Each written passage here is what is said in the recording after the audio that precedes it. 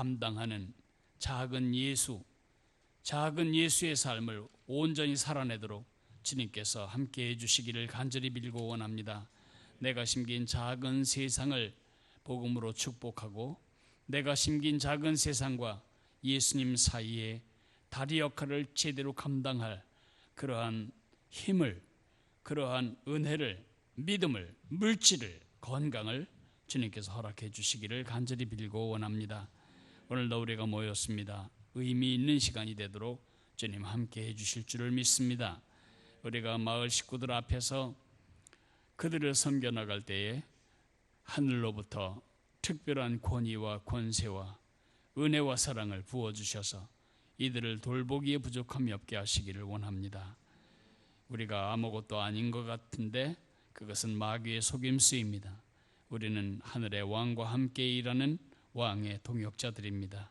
왕의 동역자들로서 왕의 백성을 이끌어 나갈 동안 필요한 모든 은혜를 허락해 주실 것을 또한 믿습니다. 예수님 이름으로 감사하며 기도했습니다. 아멘.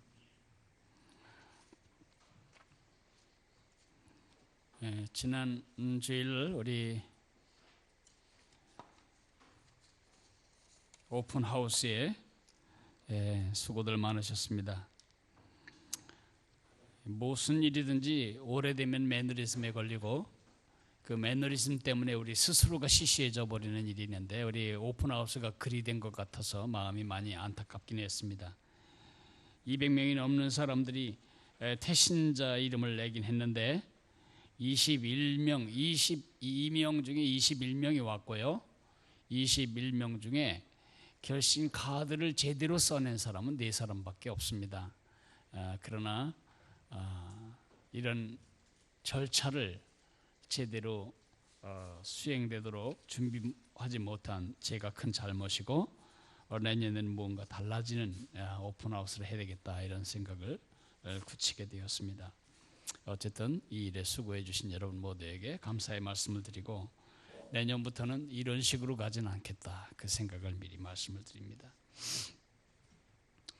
지금 이제 우리가 신년도 그 팀 조직하고 예산 짜는 일을 하고 있습니다. 참 어려워요. 왜냐하면 각 사람의 입장과 그것이 다 다르기 때문에 난 이거 하고 싶지 않은데 왜 일을 시키나 이럴 수도 있고요. 근데 잘 조정이 되어서 좋은 팀이 짜지기를 기도해 주시기를 바라고, 특별히 지금 우리 사무실에 이랑 간사가 10월 말로 그만둡니다. 나는 마음이 많이 상합니다. 이랑 간사가, 이랑 집사가 정말 좋은 배급을 해줬어요. 제 개인적으로나 우리 사역자들에게 사역을 잘 할 수 있도록 이렇게 말하자면 행정적인 백업을 잘 해준 비서 겸 행정간사 겸 그 살림꾼으로서 잘 해줬는데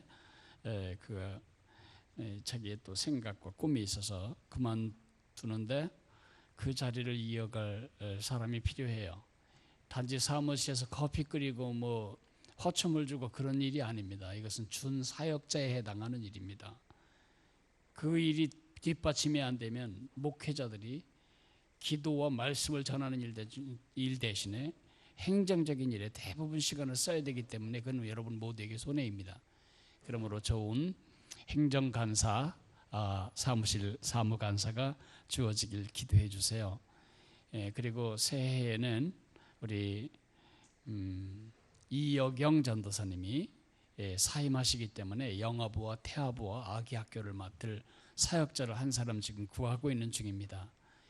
주님께서 가장 적합한 사람을 보내주시도록 그 2가지 기도 제목을 특별히 드립니다.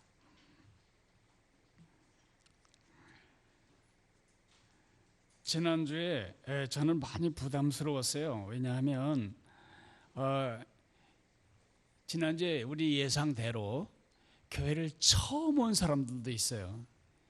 한평생 불교도로 살던 어머니도 오셨고 12년 동안 교회를 끊었던 사람도 왔고 처음 교회에 와서 예배드린 사람도 있는데 숫자가 얼마가 됐던 그들 앞에서 내가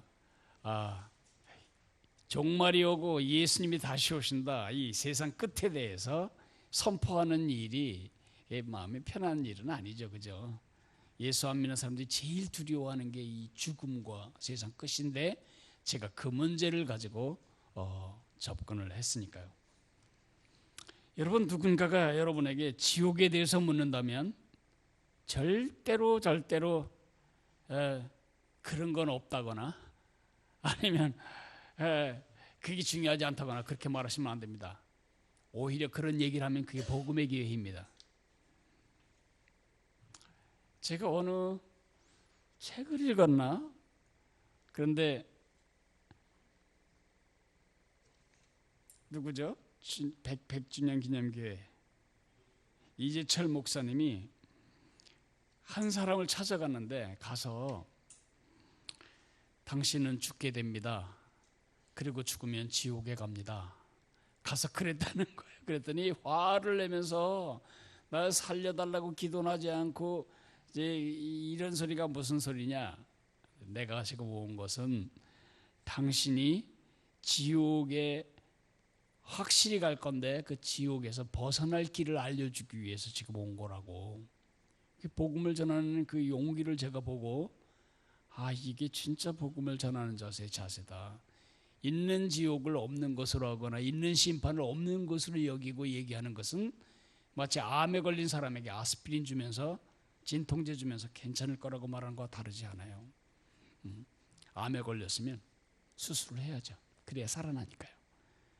그런 점에서 저는 지난주에 이들이 죽을 때까지 잊지 않도록 저는 마지막에 대한 확실한 그 경고, 거기서 마지막을 멋지게 보낼 말씀을 전해야 되겠다고 생각을 했던 것입니다.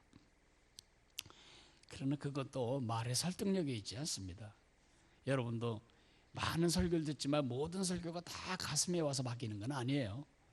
여러분의 마음 상태와 성령님의 역사에 따라서 그건 아주 달라지죠. 돌아오는 주일에 우리가 성령에 대해서 우리가 말씀을 듣게 될 텐데, 성령님이 하시는 일은 그 말씀과 나 사이를 연결하는 것입니다. 그래서 우리가 설교를 하는 사람도 설교를 듣는 사람도 그 말씀과 내가 연결되기를 위해서 기도해야 합니다. 그것이 말씀을 유익되게 받는 방법입니다. 지난주에 우리가 들었던 메시지를 다시 한번 되새기고 우리의 삶을 한번 다시 확인하는 시간이 되었으면 좋겠습니다. 52문, 하이델베르크 요리문답 52문. 그리스도께서 살아있는 자들과 죽은 자들을 심판하러 오실 것은 당신에게 어떤 위로를 줍니까?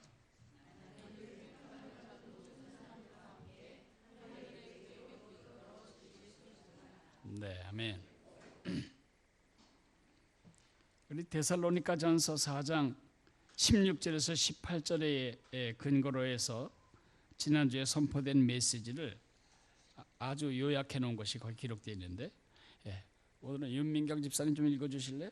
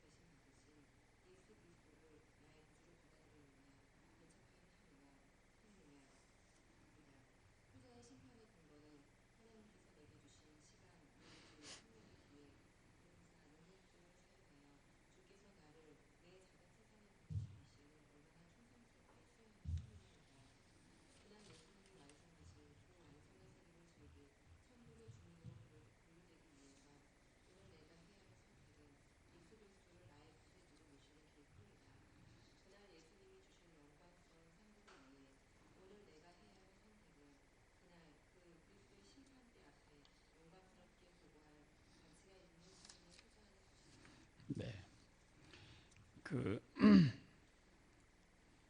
하나님의 이름이 기록된 생명책을 어린 양의 생명책이라고도 부르고, 이것이 하늘나라 백성의 족보죠. 그리고 그 심판을 우리는 백보좌 심판이라고 부릅니다. 요한계시록에 보면 흰 보좌가 펼쳐졌고 그 책에 기록된 대로 심판을 받겠다고 했습니다. 백보좌 심판. 그러나 후자는 그리스도의 심판대라고 부릅니다. 그리스도의 심판대 앞에 서게 될 거다. 그 그리스도의 심판대에 관한 것은 고린도전서 4장 1절에서 5절까지인가에 기록되어 있습니다. 그날 어두운 방에 불이 켜지듯이 우리의 숨은 모든 봉사와 헌신과 주님을 향한 우리의 사랑이 다 드러나고, 그 드러난 결과에 따라서 우리가 시상을 받게 되는 결과가 온다, 그렇게 말씀하고 있습니다. 고린도전서 3장에 보면은 집이 있는데 그날 불이 지나갑니다. 그러면 아주 멀쩡하게 그럴싸하게 인테리어한 모든 재료들 다 타버리고 결국 금 같은 거, 은 같은 것만 남게 될 거라고 말합니다. 우리가 심판받을 것은, 시상받을 것은 바로 그것입니다. 외적인 것, 비본질적인 것이 우리 주님이 시상 대상이 아닙니다. 주님은 우리의 행한 것에 따라서 우리를 심판하십니다. 그러니까 심판이라는 말은 부담스럽긴 한데, 그것은 어떤 사람에게는 재앙의 날이고 어떤 사람에게는 축복의 날입니다. 공부를 열심히 해온 사람은 급작스럽게 치러진 시험이 행운의 기회고, 공부를 배우지 않은 사람은 그 시험이 재앙인 것과 똑같죠. 그러니까 우리 전자가 되었던 후자가 되었던 오늘을 세우는 아주 중요한 삶의 원리가 뭐냐 하면 그날에 대한 각성입니다.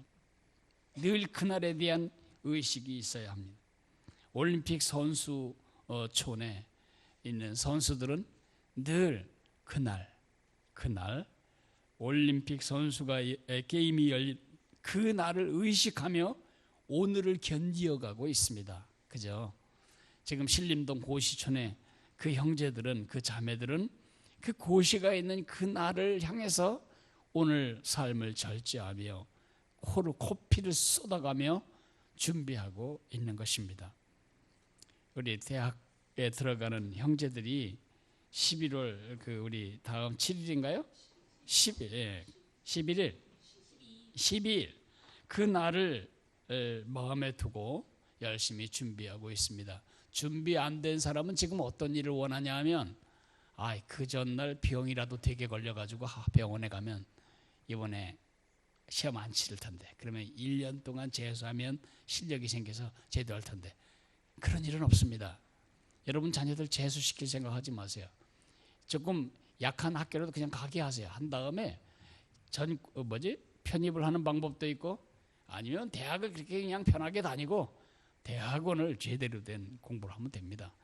너무 그렇게 애쓰고 갈 필요 없어요. 왜냐하면 2호선 타는 애나 저 지방 버스 타는 애나 들어가서 공부 안 하는 건 똑같아. 가서 전공은 공부하지 않고 맨 토익 점수 보고 외국에 여수 갈 생각이나 하고, 부모들이 불쌍하지. 그걸 하려고 그렇게 고생했는지. 메시지에 반응하기에 1번, 우리의 고백대로 주님은 정말 오실까요? 정말 오실까요? 어떻게 오실까요? 가신 모습 그대로 오신다는 것은 뭐냐면 육체, 구멍 뚫어진 상처 가진 그 손을 가지고 오신다는 거고, 육체로 오시는 거예요. 그리고 우리 마음의 눈으로 보는 게 아닙니다. 지금 우리는 예수님을 마음의 눈으로밖에 못 봅니다. 그죠? 마음속에서 보잖아요. 그러니까 주님이 고개를 가로로 흔드시는지 끄덕이시는지 마음으로 생각하지만, 그때는 우리 이 눈동자로 보게 될 거예요, 그날. 그리고 그날은 영광스러운 재림이에요. 육체적인 재림, 비저블한 가시적인 재림일 뿐만 아니라 영광스러운 재림이에요. 다시 말해서 예수님이 첫 번째 오셨던 방식과는 아주 다르게 아가로 베들레헴 마구간에서 겸손히 오시는 게 아니고 왕으로, 재판관으로, 온 세상을 심판할 심판자로 이 땅에 오셔요. 천사들과 함께 오실 거예요. 그 영광스러운 재림의 모습으로 오시는데 그걸 어떻게 확신할 수 있죠? 말씀 때문이에요. 여러 사람이 온다 그래서 우리가 온다고 믿는 거 아니에요. 그건 자기 최면이죠. 우리가 믿는 이유는 성경이 말하기 때문이에요. 성경 구약부터 신약까지는 1518번이나 예수님의 재림에 대해서 말해요. 구약에는 초림과 재림이 막 뒤섞여 있어요. 그게 유대인들이 착각하는 이유죠. 메시아가 올 땐 영광스럽게 왕으로 오신다 이렇게 본 거는 재림을 초림으로 읽었기 때문에 그렇다고 유대인들이. 그런데 신약 성경만 300번이나 예수님이 다시 오심에 대해서 말해요. 가장 중요한 거는 남들이 그렇게 말한 게 아니고 예수님 자신이 여러 번 말씀하셨어요. 내가 다시 와서 양과 염소를 갈라놓듯이 세상을 두 쪽으로 갈라서 심판할 거다. 내가 다시 와서 5달란트, 2달란트, 1달란트 상을 줄 거다. 내가 다시 오리라. 그게 성경 끝날 때 마지막 메시지예요. 내가 다시 오리라. 아멘. 주 예수여 오시옵소서. 예수님이 이 땅을 떠나실 때에 천사들이 그 하늘을 쳐다보고 있는 제자들에게 뭐라고 말했어요? 어찌하여 서서 하늘을 쳐다보느냐? 너희 가운데서 올리우신 이 예수는 너희가 본 모습 그대로 다시 오시리라. 그러니까 이거는 우화나 신화가 아닙니다. 그것을 우화로 생각해버리면 오늘 우리 삶이 다 무너져 버립니다.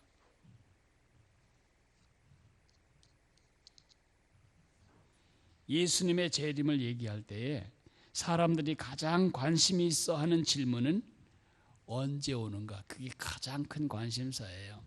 시험 치른다 그럴 때 학생들이 묻는 질문은 언제?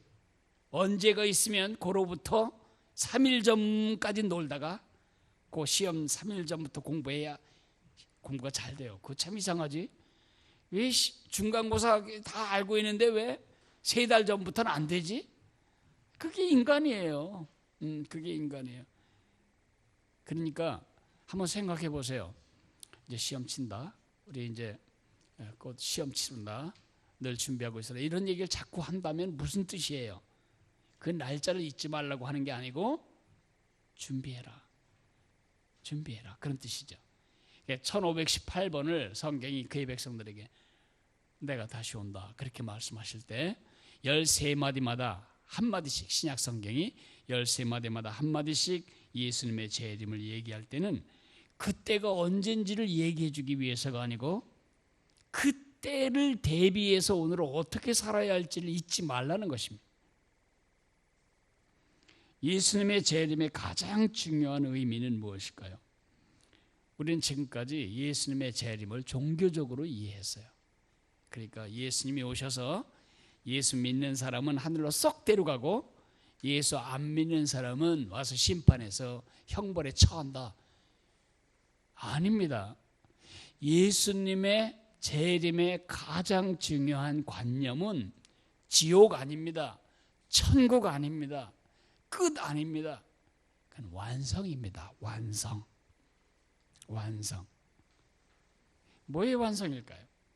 창세기 1장, 2장, 요한계시록 20장, 21장 이렇게 제 손을 잘 보시겠어요?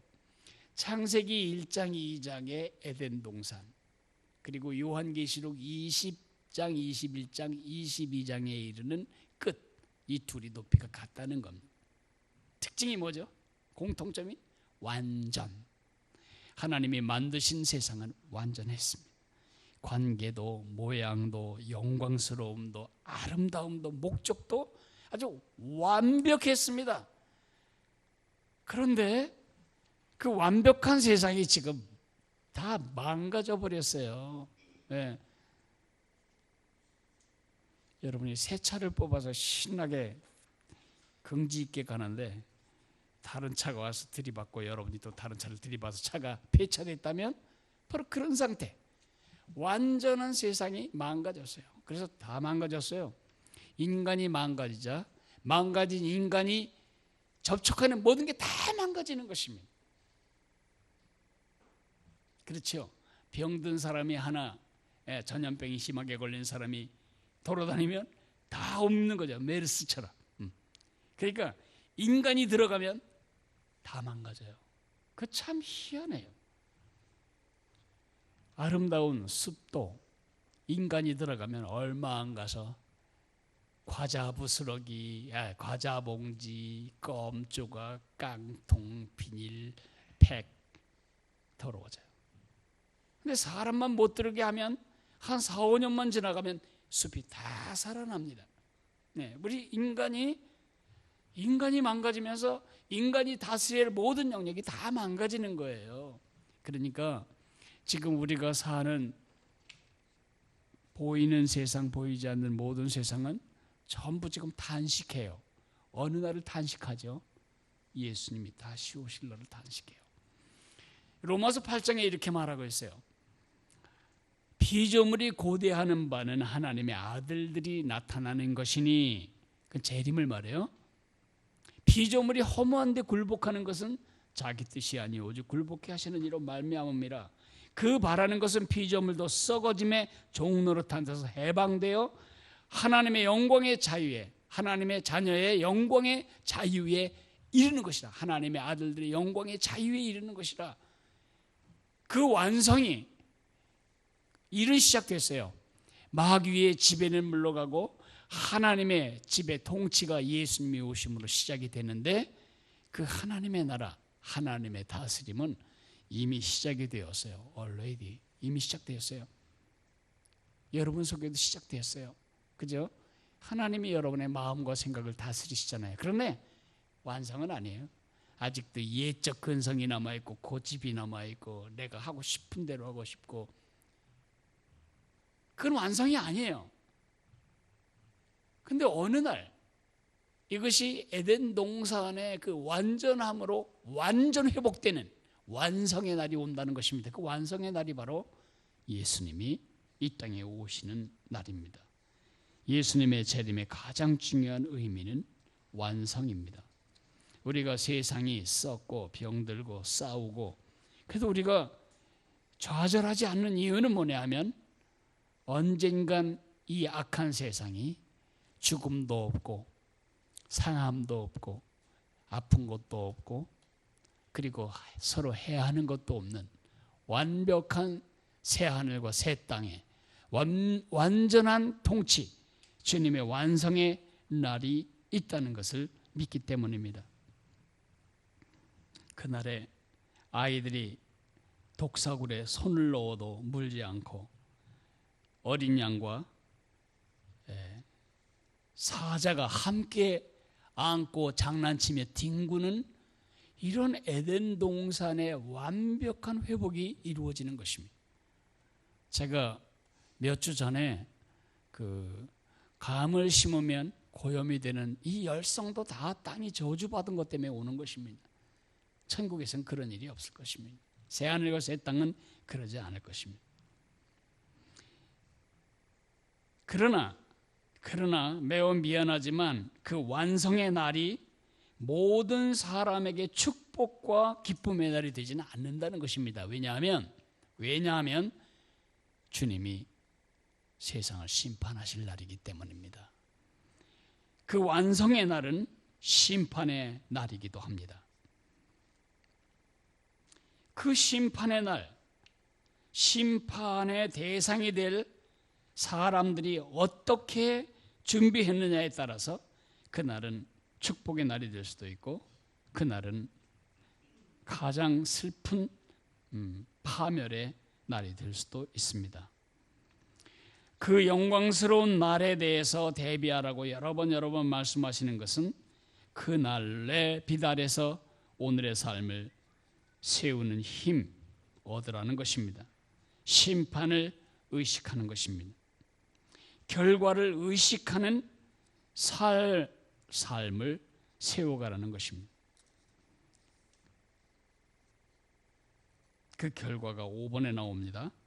요한계시록 20장 11절에서 15절을 읽어보면 어린 양의 생명책과 아나더북 또 많은 책이 있는데 그 어린 양의 생명책에 기록되어 영혼을 하나님이 완성하신 그 나라 시민으로 살기 위해서 해야 할 선택은 딱 하나입니다. 예수님이 그리스도이신가? 아니, 예수님이 구세주이신가? 예수님이 구세주이신가에 따라서 그날 그 백보자 심판의 대상이 되어 영원한 지옥으로 파멸로 형벌로 가든가, 아니면 그 심판에 이르지 아니하는 요한복음 5장 24절의 약속을 성취하든가, 둘 중에 하나가 되는 것입니다. 이런 얘기가 있죠. 미국의 그 서부 개척 시대에 한 여관에서 이제 주막에서, 서부 개척 시대에 이제 주막에서 어떤 일이 벌어졌냐?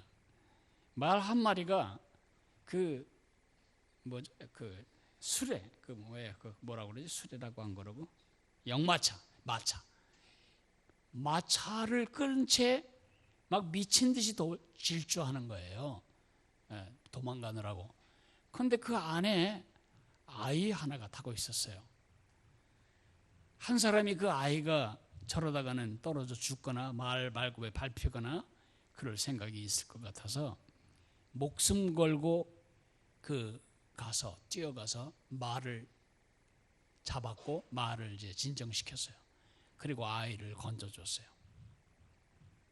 근데 그 아이가 막 살았어요. 막 살아가지고 엄청나게 나쁜 짓을 많이 지어가지고 재판을 받게 되었어요. 근데 재판정에 선 그 아이가 이제 나중에 어른이 되었죠. 이 범죄자가 된 그가 앞에 있는 그 판사를 보는데 어서 많이 본 사람이에요. 그때 입은 그 사람의 상처가 지금 판사의 얼굴에 있는 겁니다. 보니까 자기를 건져준 바로 그 청년이 바로 판사가 되어 있는 겁니다. 그러자 마음에 안심이 되어서 이렇게 말했습니다. 제 생명을 구해주셨지요. 내가 그랬지. 이번에도 한번 봐주시면 좋겠습니다.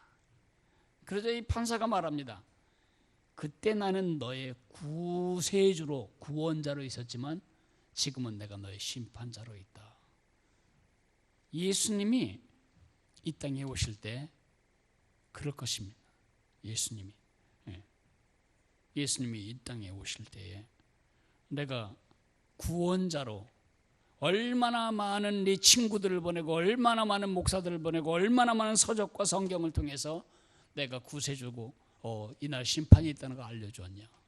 끝까지 내 구원을 받아들이지 않은 너에게 임할 것은 심판밖에 없다. 아마 그리할 겁니다.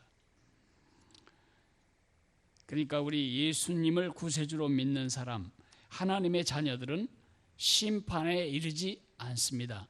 요한복음 5장 24절이 보장입니다. 예수님이 말씀하시기를 내 말을 듣고 나 보내신 이를 믿는 자는 영생을 얻었고, 이미 현재 완료입니다. 영생을 이미 얻었고 하나님과의 관계죠. 심판에 이르지 아니하나니 사망에서 생명으로 옮겼느니라. 그날에 옮겨지거나 그날에 심판을 받지 않게 되는 게 아니고 이미 심판은 우리에게 없는 것입니다. 이것이 우리의 아주 중요한 확신의 근거가 되는 보장입니다.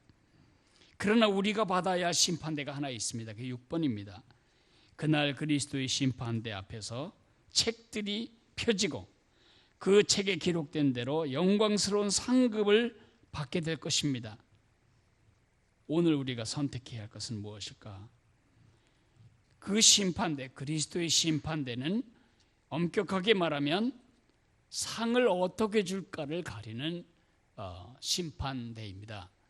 그거 있죠. 왜 심판들이 모여가지고 이거 점수 주어 말어, 이거 유효로 취급해 말어, 그런 거 따지듯이 우리의 모든 숨겨진 삶을 다 까놓고 주님이 우리에게 시상합니다. 이런 말이 부담스러운 사람도 있어요. 그러면 내가 중학교 때 지은 죄도 다 그때 드러날 거 아니야. 그럼 이거 참 민망한데? 아니요, 그런 일은 없어요. 예수님이 약속하셨잖아요. 내가 너희 죄를 용서하고 기억도 하지 않겠다.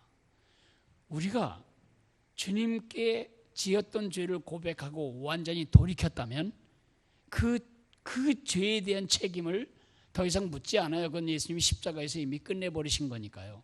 근데 뭐가 남냐 하면 주님을 위해 우리가 어떻게 살았는가는 반드시 계산하게 되어 있어요.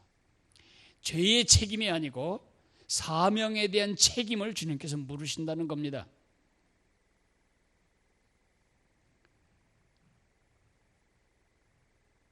대사를 파송했는데 그 대사가 하는 일이 매일 현지에 부동산 투기하고 또 거기에 빌딩 사고 그곳에서 영구히 살기 위하여 망명을 준비하고 본국 정부의 돈을 그렇게 낭비한다고 생각해 보세요. 소환될 겁니다.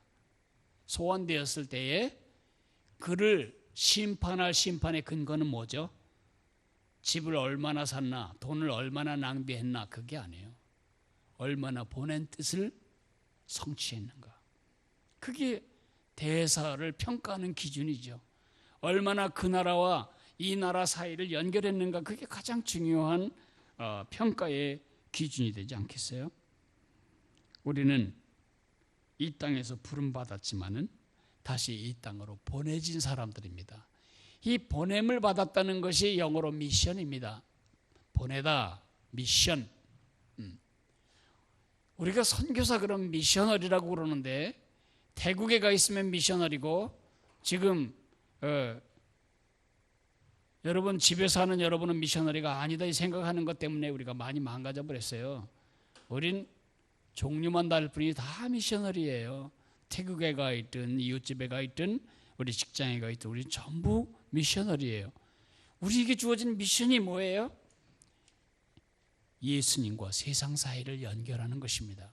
그래서 작은 예수입니다. 작은 메시아입니다. 우리의 인격과 삶 전체로 큰 예수의 생명이 우리를 통해 재현하도록 살아가는 것이 우리의 미션입니다. 우리로 말미암아 예수님께 온 사람은 얼마나 됩니까? 우리 때문에 예수님은 얼마나 잘 알려지고 있습니까? 예수님이 우리에게 절대로 얼마나 고생을 많이 하고 살았는지, 고생을 안 하고 살았는지, 돈을 얼마까지 벌다가 왔는지 그런 거 예수님 묻지도 않으세요. 관심이 아니에요. 그것은 우리가 가난하면 가난한 대로 가난 속에서 예수님의 부요를 누리는 것이 무엇인지를 우리가 증언해야 하고 목격하게 해줘야 됩니다. 예. 여러분이 시집간 그 시대 여러분의 선교지입니다. 늘 그런 의식이 없이 선교사로서의 의식이 없이 살아가면 우리가 이 땅을 떠나는 날 상급이 없습니다. 그래도 뭐 천국만 가면 됐지? 그렇지 않아요. 전교생이 다 상급 받는데 5사람만 상급을 못 받아 아무것도 너무너무 할 것이 없어. 우리 학교 졸업식 때 내가 보면 선생님 한 분 계세요. 그분은 교육학 박사신 것 같아요. 그런데 아이들에게 졸업식 때 상 못 받은 애들 많잖아요. 다 놓고 상을 다 주어. 뭐 단정상, 뭐 인기상, 뭐 친구와 화목상, 별 제목을 다 해서 상을 주는데 뭐 공도 주고 뭐 이렇게 조금하지만 다 상을 줘요. 상장도 다 있어요. 시간이 그래서 굉장히 많이 걸려요. 그 선생님 졸업식에는. 그리고 그 졸업식엔 다 와요, 아이들이. 그런데 그 선생님이 아무리 생각해도 줄 것이 아무것도 없어. 학교 태반은 빠지고 와서 맨날 싸움질하고 그 아이에게 체력상 그렇게 주겠어요? 그럴 수는 없잖아요. 그런데 그 아이는 굉장히 부끄러울 것입니다. 다 받는 상을 못 받았을 때. 그러니까 천국의 질이 다르다는 거죠. 천국 자체의 영광은 다르지 않지만 우리가 누릴 수 있는 영광의 질이 다르다는 것입니다. 우리가 보낼 영원의 질이 달라진다는 것입니다. 이 땅에서의 삶에 의해서. 그래서 주님을 위해서, 주의 미션을 위해서 여러분이 초점을 잃지 않도록 이 심판의 자리는 우리에게 큰 유익과 힘이 됩니다. 그날을 무시해버리면 우리는 대사로서 대사의 목적도 본분도 잃어버리고 우리의 삶을 탕진하게 되는 것입니다. 저리로서 산자와 죽은 자를 심판하러 오시리라.